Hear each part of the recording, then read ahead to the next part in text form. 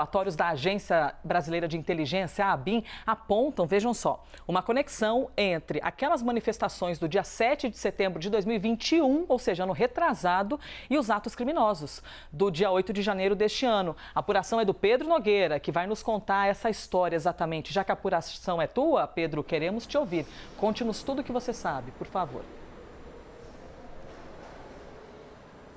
Oi, Elisa, bom dia. Bom dia a todos que nos acompanham aqui no Live CNN. Elisa, tive acesso à íntegra desse relatório durante a semana. A gente analisou junto com o produtor Marcos Amoroso. Vou trazer aqui alguns destaques desse material que foi compartilhado pela Agência Brasileira de Inteligência com a CPMI do 8 de janeiro. Qual que é o primeiro ponto, Elisa? A ABIN relata aqui um repertório de ações, uma série de estratégias combinadas que foram usadas nas duas oportunidades, como, por exemplo, os bloqueios rodoviários, a instalação dos acampamentos diante das unidades do Exército Brasileiro e das Forças Armadas, também o deslocamento de caminhões e comboios para a capital federal e, por fim, os ataques à infraestrutura, como sabotagem de pontes, também a tentativa de derrubada de torres de transmissão e, é claro, a tentativa de atentado à bomba aqui no acesso ao aeroporto de Brasília. Ou seja, a ABIN mostrou aí, traçou uma comparação do uso desses recursos nas duas oportunidades. Esse material é composto por 11 relatórios de inteligência produzidos pela agência entre o dia 27 de dezembro e 2 de março, além de uma grande quantidade de alertas rápidos de inteligência enviados inclusive no próprio 8 de janeiro para as autoridades, informando, então, desenvolvendo essa cronologia. Tem muito conteúdo nesse material, Elisa. Eu vou trazer só mais alguns pontos aqui para a gente ter ideia dessa análise. A ABIN também mostra a listagem de empresas e indivíduos que financiaram os caminhões e ônibus que vieram para Brasília no 8 de janeiro. Também identifica grupos extremistas violentos formados por reservistas no Exército e em atividade dentro dos acampamentos, especialmente aqui na capital federal.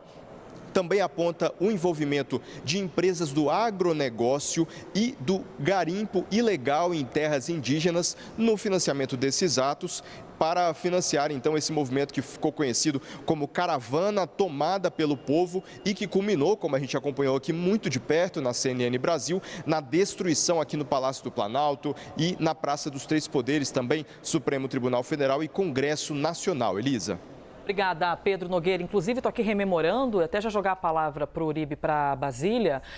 Basília, eu estou aqui lembrando que 2021 foi o 7 de setembro em que Jair Bolsonaro estivera aqui em frente, e dizendo em alto, né, gritando ali ao microfone com muita energia, sai Alexandre de Moraes. Aquilo ficou muito marcado, né, porque ele veio ali a público, pegando o microfone e dizendo palavras contra o ministro do Supremo.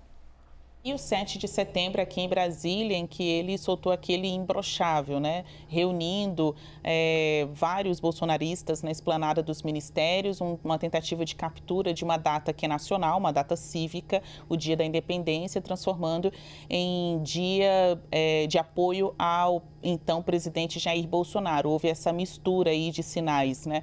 Tem os sinais nacionais, né? Os símbolos nacionais, como a própria bandeira do Brasil, e tem os símbolos do bolsonarismo, que tenta confundir o verde e amarelo, que são cores do Brasil, com cores de Bolsonaro. Então, é mais uma narrativa, é algo que acaba convencendo um público expressivo, né? Tanto é que fez diferença ali nas urnas, muitas pessoas votaram em Bolsonaro, mas aquele tantão ali, milhões de votos, cerca de 20% a 30%, que realmente se identifica com o bolsonarismo cativo, né? Aquele que é de raiz. Quando a gente vê o relatório da ABIN apontando essa conexão entre os fatos, aí vai no 7 de setembro, até o 8 de janeiro, você lembrou do 7 de setembro de 2021, teve o 7 de setembro aqui de 2022, que foi o dia do imbrochável, tem ainda aquele dia em que colocaram uma bomba no caminho do aeroporto de Brasília, dentro de um caminhão, tem o 12 de, acho que 12, né, Uribe, 12 de dezembro,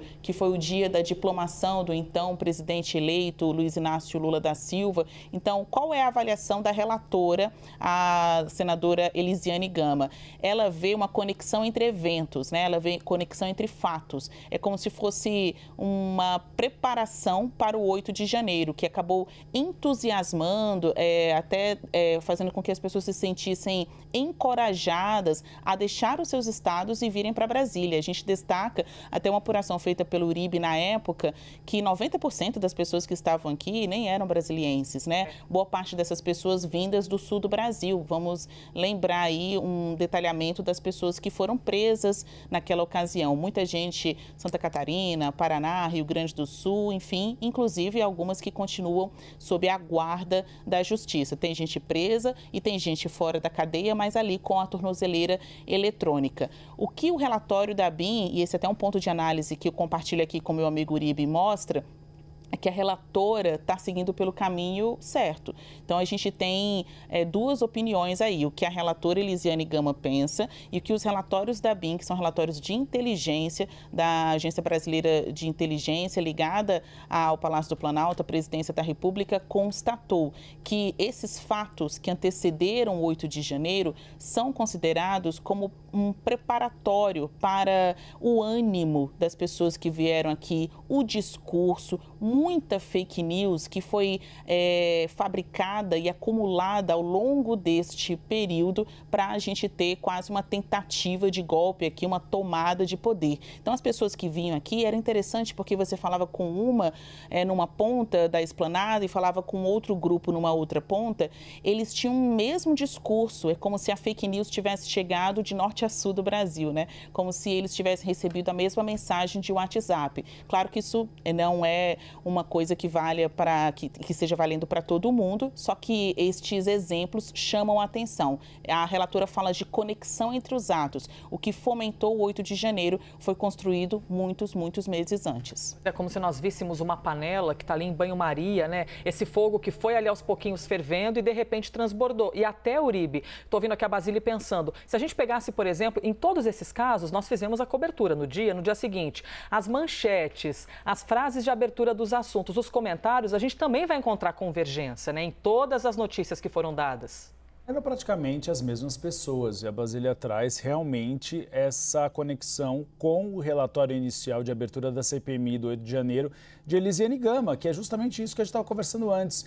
Ela vai nessa linha temporal de quando começaram as manifestações mais afoitas, as manifestações defendendo o golpe de Estado, até chegar às vias de fato no 8 de janeiro. E o financiamento, é isso que é importante, a ABIN está debruçada sobre isso, a CPMI e a Polícia Federal.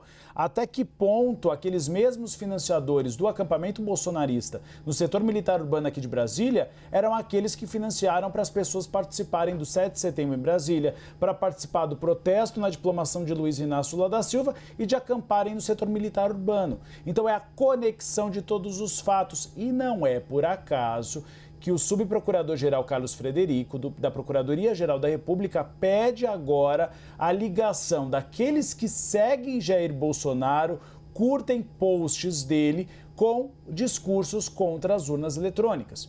A relação que quer ser feita é uma espécie de checagem, de você tentar comparar os dois pontos. Quem foram aquelas pessoas? São as pessoas que estavam no 7 de setembro? Eram as pessoas que estavam protestando em Brasília na diplomação de Lula? Eram as pessoas que estavam no acampamento bolsonarista? E, por fim, eram as pessoas que fizeram quebra-quebra na esplanada dos ministérios? É por isso que a linha de investigação vai nessa toada. Porque o objetivo é mostrar que o discurso de um líder político não é ao vento, não é um discurso com liberdade de expressão sem levar à liberdade de agressão, sem levar à dispersão de fake news.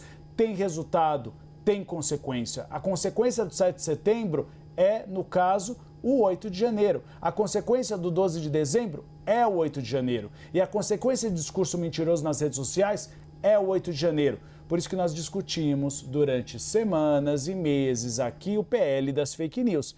E não foi adiante por lobby tanto das big techs como dos partidos de direita.